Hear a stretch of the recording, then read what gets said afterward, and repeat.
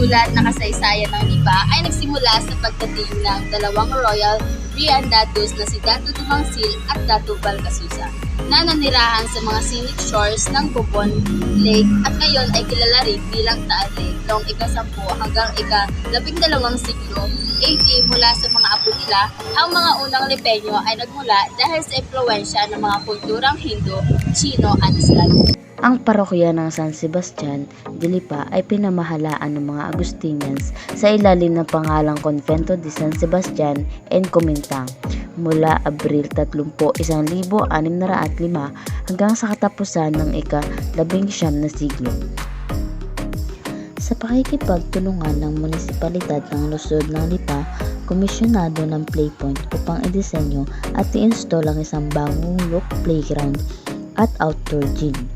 Ito ay isang tematikong playground, isang giant stallion.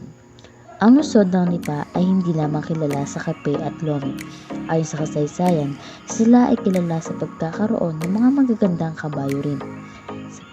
Mga nakalipas na taon, ang lungsod ay may pinakamagandang kasunduan sa mga tagumpay na pagpapalago ng mga plantasyon ng kape, citrus, asukal at pamintang sa tanong ng libangan, paglalakbay at komersyo sa ibabaw ng Lipa. Dahil sa ganda ng mga simbahang ito, ang lungsod ay isa sa mga top na pinipili ng mga Pilipino mula sa ibang mga bayan at lalawigan. Ang lomi ay isang popular na dish sa Lipa, Batangas at madalas inihahain bilang comfort food o snack. Ang mga noodles ng lote ay ginagamit sa Lipa na karaniwang mas makapal at mas malambot kaysa sa hindi tulad ng ibang simbahan. Ang simbahang Divino Amor o karaniwang kilala bilang simbahan ng Redemptorist ay ang pinaka-prefer na lugar ng mga deboto kapag hinahanap nila ang lugar para manalangin at ang pinakabanal na simbahan sa lungsod ng Lipa.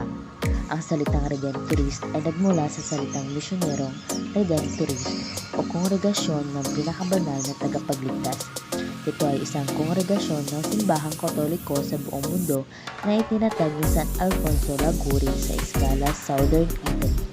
Ang kongregasyon ay dumating sa Pilipinas noong 1906 at natag mga simbahan upang itatag ang pananampalataya at debosyon ng mga Pilipino.